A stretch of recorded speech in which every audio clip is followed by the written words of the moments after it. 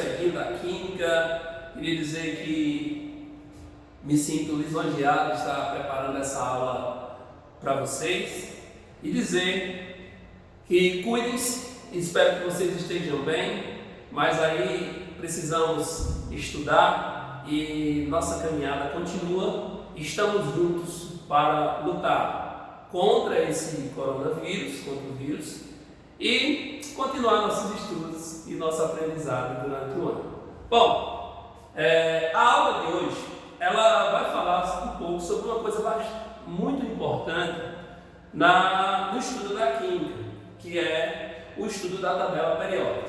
Bom, às vezes a gente fica se perguntando por que a gente estuda a tabela periódica? Qual a importância de se estudar a tabela periódica? Se nós começarmos a pensar um pouco sobre isso, nós vamos perceber que tudo ao nosso redor é composto por átomos. E esses átomos são representados através dos elementos da tabela periódica. E aí nós precisamos saber o que significam esses elementos e o que é que eles influenciam na nossa vida. Os objetivos da aula de hoje serão os seguintes: realizar uma alusão histórica a respeito do surgimento e desenvolvimento da tabela periódica. Aqui nós vamos falar apenas sobre a história, de como surgiu a tabela periódica, quais foram os cientistas que estudaram os primeiros modelos de tabela periódica, como surgiu essa ideia de montar uma tabela de elementos, uma tabela periódica de elementos, e como chegou-se à conclusão de que essa tabela era considerada periódica, certo? Mostrar a importância do estudo da tabela periódica ao longo do tempo. Então nós vamos fazer um apanhado histórico em relação ao estudo da tabela periódica, frisar a importância dos estudos da tabela periódica para o aprendizado da química, né? Nós sabemos que é bastante importante o estudo da tabela periódica para o aprendizado da química, pois é a partir dela que a gente tem o nosso pontapé para realizar os estudos das demais partes da química. Para iniciar, coloco aqui uma charge falando um pouco do que é a tabela periódica, né? Essa charge é muito importante, muito interessante, que ela mostra um casal vestido com uma fantasia, cada um com uma fantasia bastante sugestiva para nós que estamos estudando química e mais especificamente tabela periódica. O casal fala: nós estamos na mesa periódica.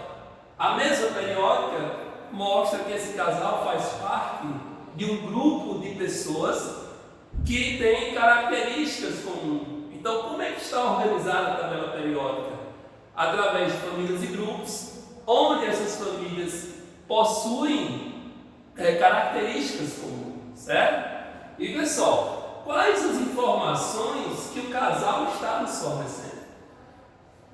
Se repararmos bem, o homem está vestido com uma fantasia com uma letra R maiúscula e um H minúsculo, RH, que nos remete ao elemento ródio, E a esposa está vestida com uma fantasia com A maiúsculo e um minúsculo. Essa característica, pessoal, o A maiúsculo e o minúsculo, o AU, significa ouro, né? Que vem de áureo, vem do latim áureo. Isso nos remete a uma regra bastante comum na organização da tabela periódica, que seria qual? Todos os elementos da tabela periódica serão representados por letras. Essas letras serão maiúsculas, na primeira letra será maiúscula, e a segunda letra, se houver, será uma letra minúscula. Como assim se houver? Se eu tiver um elemento químico, por exemplo, um exemplo de dois elementos químicos, o hidrogênio e o hélio, onde o hidrogênio e o hélio, os dois começam com a letra H. Mas aí, para diferenciarmos, o hidrogênio, como foi o primeiro que surgiu, ele vai ter apenas a letra H. Já o hélio vai ter o H maiúsculo e o E minúsculo. E aí diferencia os símbolos de um elemento para o outro, certo? E aqui, se pegarmos um pouquinho mais, se nos aprofundarmos mais, nós vamos ver que existem outras representações que nós estudamos, que é o número atômico dos elementos e o número de massa, que geralmente o número atômico é representado na parte de baixo e o número de massa na parte de cima. Aqui está uma organização com o número atômico na parte de cima e o número de massa na parte de baixo. Isso é apenas por convenção, certo? Mas percebam que o número de massa sempre é um número, na grande maioria das vezes, é um número fracionário. Um número fracionário. Isso significa o quê? Que além desse elemento aí que está representado, nós temos isótopos desses elementos, né? E nós sabemos que a massa de um elemento representado na tabela periódica é a média ponderada de suas massas. Bom, para falar sobre tabela periódica, nós temos que voltar lá no início do universo, né? A teoria do Big Bang. A teoria do Big Bang, o que não tem a ver com a origem da tabela periódica? Foi a partir da teoria do Big Bang que deu-se origem aos elementos químicos, né? E o que é a teoria do Big Bang, pessoal? Foi uma explosão, né? Que ocorreu há aproximadamente 12 a 15 bilhões de anos atrás, onde essa explosão formou todo o universo. Se nós fôssemos comparar planetas, todos os elementos que existem na Terra também existem em outros planetas. Já foi provado por sondas que foram enviadas a Marte, e lá foi coletado elementos químicos que têm a mesma característica dos elementos químicos que estão na Terra. E aí a teoria do Big Bang, ela mostra a evolução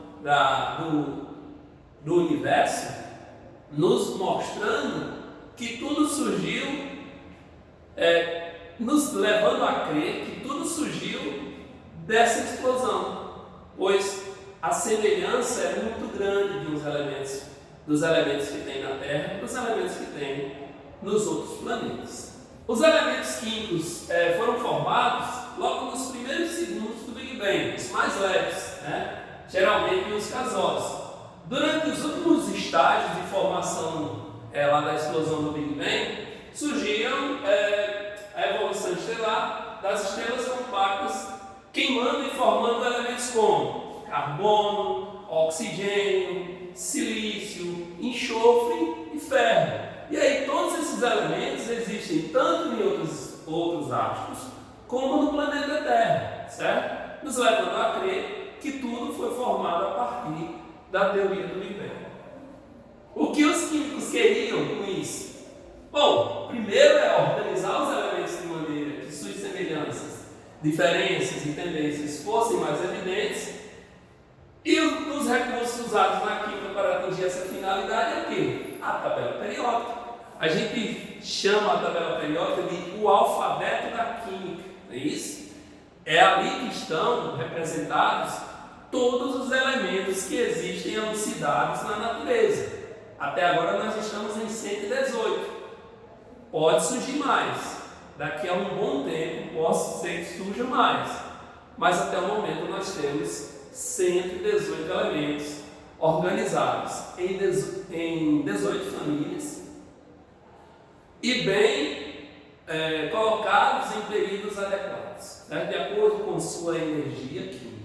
Na história da tabela periódica, lá nos tempos remotos, no tempo da Grécia Antiga, os elementos conhecidos dos seres humanos, dos alquimistas, que eram os principais pesquisadores entre aspas, na química, quando ainda não existia química, eles já conheciam alguns elementos muito utilizados até hoje, como ouro, prata, estanho, cobre, chumbo, mercúrio, e aí vários elementos eram conhecidos. No tempo de Aristóteles, dizia-se que tudo era formado por 4 elementos básicos: terra, fogo, água e ar. essa teoria do Aristóteles perdurou por um bom tempo, além de muitos séculos. Mas aí, com os estudos de um alquimista bastante conhecido na química, o Hillenbrand, ele descobriu e elucidou o primeiro elemento químico dos estudos da química. O primeiro elemento químico elucidado na Terra, que foi o fósforo. Como foi que ele fez isso?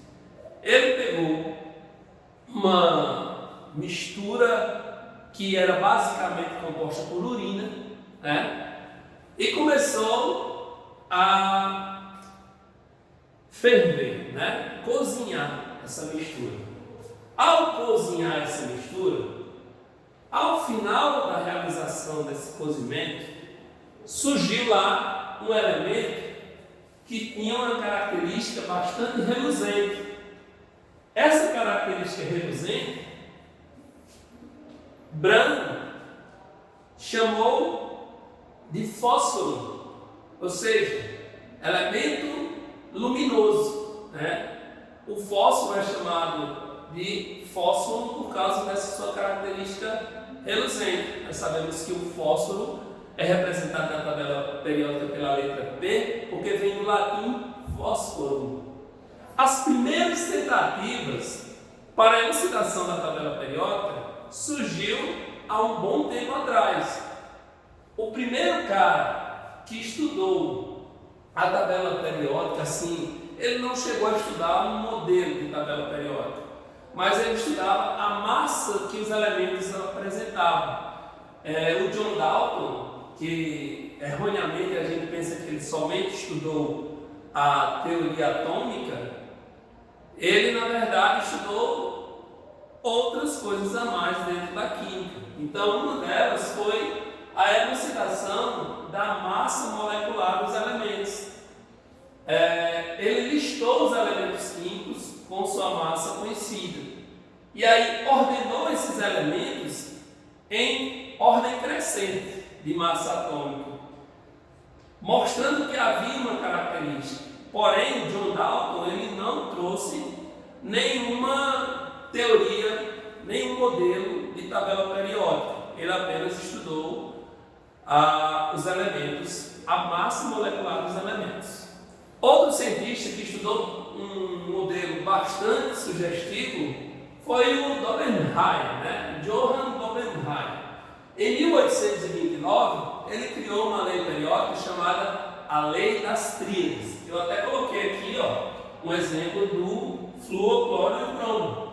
Na época de Dobenheim, o bromo já estava elucidado, e aí, através de cálculos matemáticos, ele fez uma relação entre o bromo, o cloro e o flúor, dizendo que a massa do cloro é a média aritmética da soma das massas do flúor e do bromo, sendo que acabou dando certo. Porém, a lei das tríades, ela caiu em desuso, ela não foi bem elaborada, bem aproveitada, porque isso não acontecia para todos os elementos elucidados na época.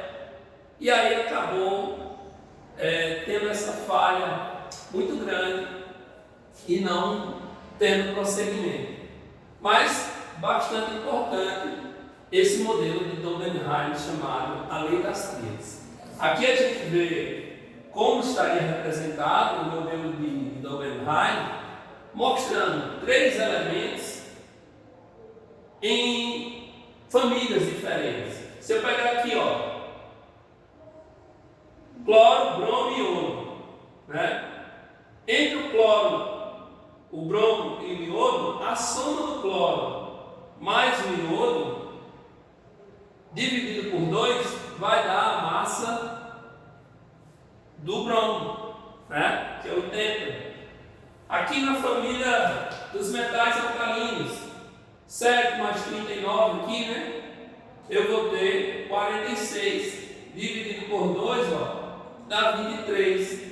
Se eu pegar agora na família dos metais alcalinos terrosos, eu tenho 137 mais 40, eu 177 dividido por 2 vai dar aproximadamente 88. E aí Oppenheim chegou à conclusão de que esse modelo era bastante sugestivo. Outro modelo bastante citado aí na história da química é o modelo de Champ-Courtois, Alexandre Becquerel de Champ-Courtois. Em 1862 foi a época que ele viveu, e aí esse modelo era chamado o parafuso telúrico. O modelo de tabela periódica é chamado o parafuso telúrico. Foi que Champ-Courtois fez. Ele pegou 16 elementos e organizou-os em ordem crescente de massa também, de massa atômica, de massa molecular. Desde o lítio, o berílio, o boro, o carbono, o nitrogênio, o oxigênio, o flúor, sódio, magnésio, alumínio, silício, fósforo, enxofre, cloro, potássio, cálcio e titânio. E aí, 7, 9, 11, 12, 14, 16, 19, 23, 24, 27, 28, 31, 32, 35,5, 40, 48, certo? E aí ele fez essa organização como se fosse um parafuso. E observou que a cada giro de 360 que o parafuso dava, havia uma ligação entre os elementos. Se você pegar aqui na linha vertical, você vai ter lítio, sódio, potássio, lá na primeira linha vertical. Na segunda linha vertical tem berílio, magnésio, cálcio. Na outra linha eu tenho flúor e cloro. Na outra linha eu tenho oxigênio e enxofre. Na outra linha eu tenho boro, alumínio. Na última linha eu tenho carbono, silício e titânio. E aí percebeu-se que havia essa relação, né? Montando uma periodicidade. Se nós observarmos a tabela periódica atual, nós vamos perceber que existe essa relação, né? Na família dos metais alcalinos, nós temos lítio, sódio e potássio, estão tudo na mesma família. Na família dos alcalinos terrosos, eu tenho berílio, magnésio, né? E cálcio. Na família lá do boro, eu tenho boro e alumínio, na mesma família. Na família do oxigênio e enxofre. E o modelo do parafuso telúrico ele foi muito sugestivo para mostrar essa relação. Porém, o erro cometido aqui, pessoal, foi que ele organizou esses elementos em massa molecular, em massa do elemento, certo? Em massa do composto. Esse parafuso telúrico aí, como eu falei para vocês, ele foi montado em ordem crescente de massa atômica, né? De modo a posicionar os elementos como propriedades semelhantes. E o único erro desse modelo aqui é a organização com massa molecular, né? Com massa atômica. O terceiro modelo que surgiu para a tabela periódica foi o John Newlands. Cara, John Newlands, ele foi um cientista, um químico, que foi bastante criticado com esse modelo de tabela periódica que ele montou, né? Ele montou também utilizando a massa atômica dos elementos, né? E aí ele deu uma ideia dizendo, como o Newlands gostava bastante de música, ele deu a ideia falando assim: a cada oitava de notas musicais há uma relação entre os elementos químicos, certo? Por exemplo, se eu começar aqui no lítio, aí eu vou pensar nas notas musicais: dó, ré, mi, fá, sol, lá, si, dó. Quando eu voltar para o dó, aí eu vou chamar isso de oitava, né? E aí ele usou esse modelo de oitavas para o seu modelo, de tabela periódica. Se eu começar aqui com lítio é o dó, né? Eu pego dó, ré, mi, fá, sol, lá, si, dó. E aí se eu pegar agora o boro, dó, ré, mi, fá, sol, lá, si, dó. Só que com o passar do tempo, com o passar da organização aqui, começou-se a perceber que tinha uns elementos que não batiam, que eles não tinham características em comum.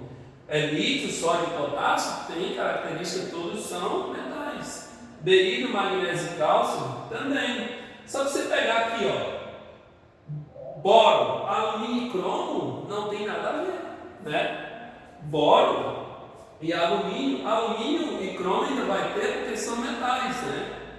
Porém, o cromo é um metal de transição e tem características diferentes desse metal alumínio aqui, que tem características diferentes também do boro. E aí começou a não bater mais, certo? E aí o Newlands, ele foi bastante criticado por esse seu modelo. Porém, com um tempo depois, percebeu-se que existia essa periodicidade na tabela periódica. Depois das teorias de Mendeleev, das teorias de Mendeleev, o Newlands acabou sendo reconhecido como um cientista que trouxe a característica da periodicidade da tabela periódica. E aí, pessoal, o principal modelo que deu origem ao modelo atual, então foi o primeiro modelo característico da tabela periódica, foi de quem? Esse cara aqui, o cara considerado o pai da tabela periódica, Dmitri Ivanovich Mendeleev, Mendeleev, 1869. Lá em 1869, o Mendeleev organizou a primeira tabela periódica que se tem relato no mundo. Está aqui, ó, um esboço, uma foto do esboço original do modelo de Mendeleev, né? Como é esse modelo, pessoal?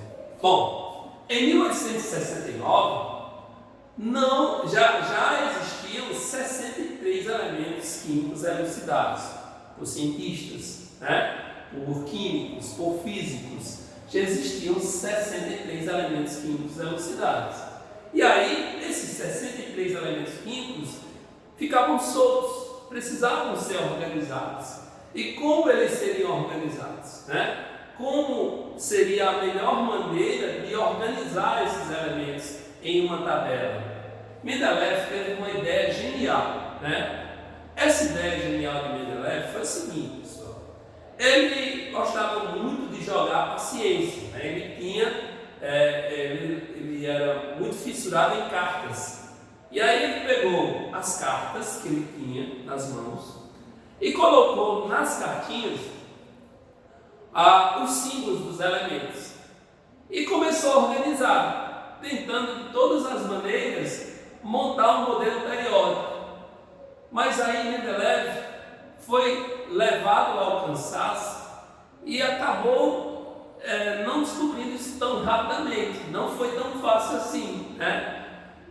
Relatos dizem que Mendeleev descobriu como organizar após ter dormido sobre as cartas e ter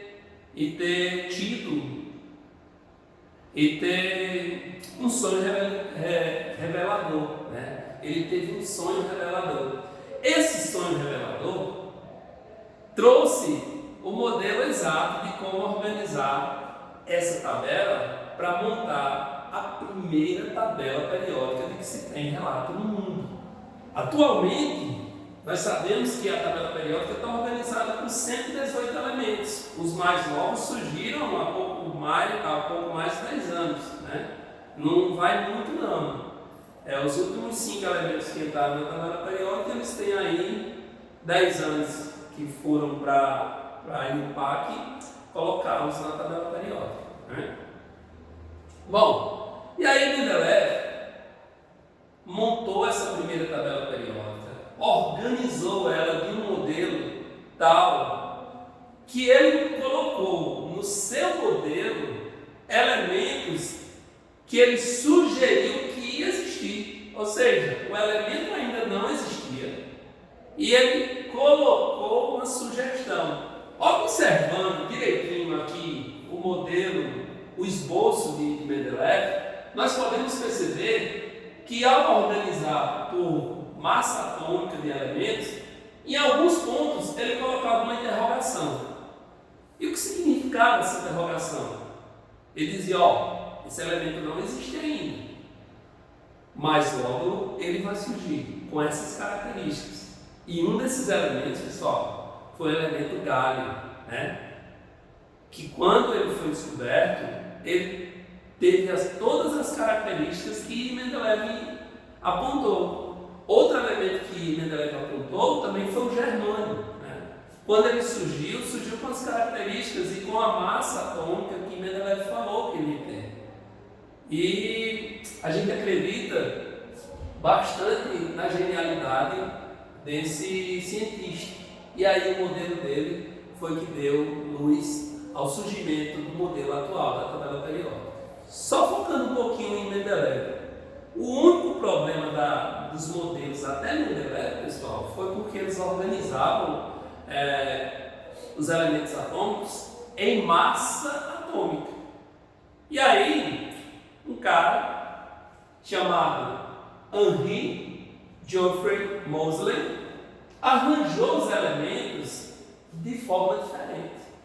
Ao invés de ser por massa atômica, ele disse, vamos arranjar isso por número atômico, por número crescente, por ordem crescente de número atômico. Eu acho que fica muito mais correto. E aí deu luz ao surgimento do modelo atual da tabela periódica, que é isso que a gente conhece hoje. Como é o modelo atual da tabela periódica, pessoal? É aquele modelo que tem a ordem crescente de número atômico dos elementos da esquerda para a direita, do número 1, né, que é o hidrogênio, até o número 118, né, que é o órgão soma. E aí, esse modelo de Moseley é utilizado até hoje, né? Como que Henry Moseley determinou isso? Ele descobriu que o número de prótons no núcleo de um determinado átomo era sempre o mesmo. Ou seja, aquele átomo, tendo seus isótopos, tinha sempre o mesmo número de prótons. Logo ele disse, isso deve acontecer para todos os elementos. Quando os átomos foram arranjados de acordo com o aumento do número atômico, do número de prótons, e aí bateu, deu tudo certinho. Quando você começa a organizar a tabela periódica desse modelo, você percebe que encaixa todos os elementos no modelo atual. Os problemas existentes na tabela de Mendeleev foram resolvidos pela tabela de Moseley, certo? As últimas modificações que tiveram na tabela periódica. Na década de 50, um cientista chamado Glenn Schiavone, ele descobriu os elementos transurânicos. O que são elementos transurânicos, pessoal? São elementos que têm número atômico maior do que 92, maior do que o número atômico do urânio. A maioria desses elementos são elementos sintéticos, são elementos que são sintetizados, eles não existem facilmente na natureza. E os elementos naturais, eles são chamados de cisurânicos, que têm número atômico abaixo de 92, né? 92 abaixo são os cisurânicos, os elementos naturais. Os elementos transurânicos, elucidados por Schiavone, eles são elementos sintetizados em laboratório. Esse cara aqui acabou reconfigurando a tabela periódica, colocando a série dos actinídeos abaixo da série dos lantanídeos. Hoje nós temos uma tabela bem organizada, né? Onde nós temos os elementos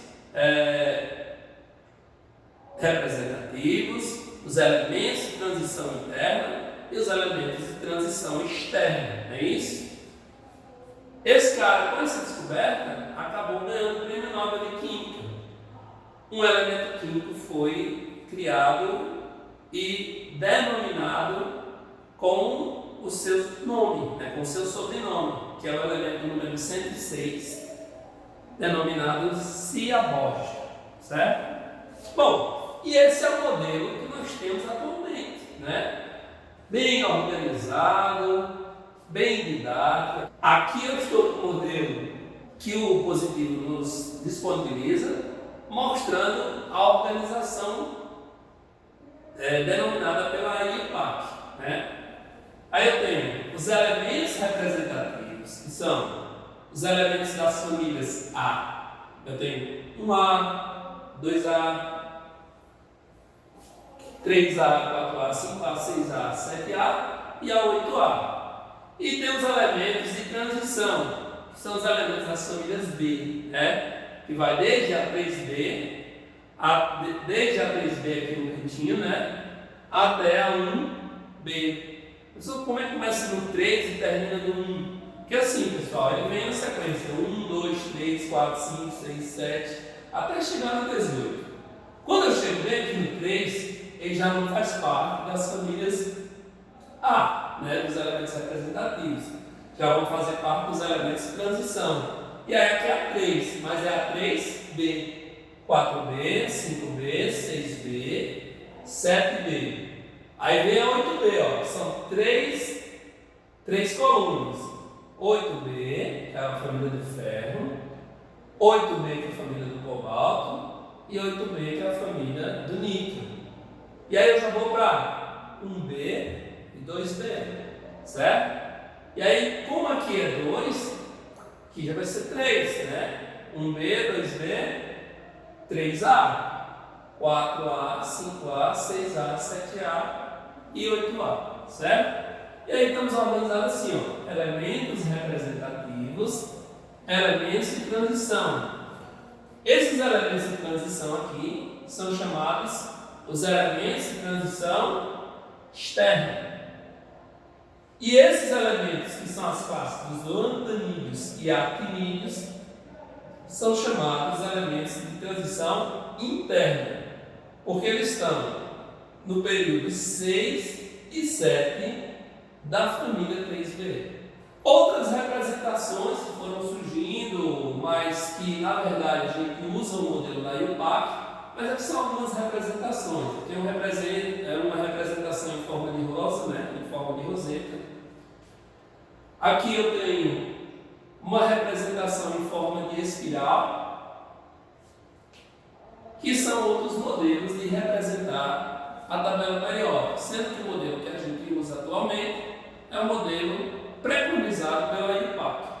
E aqui nós finalizamos nossa aula. Agradeço a todos que estão assistindo. Obrigado por participar. Bons estudos e lembre, fique em casa e estude conosco.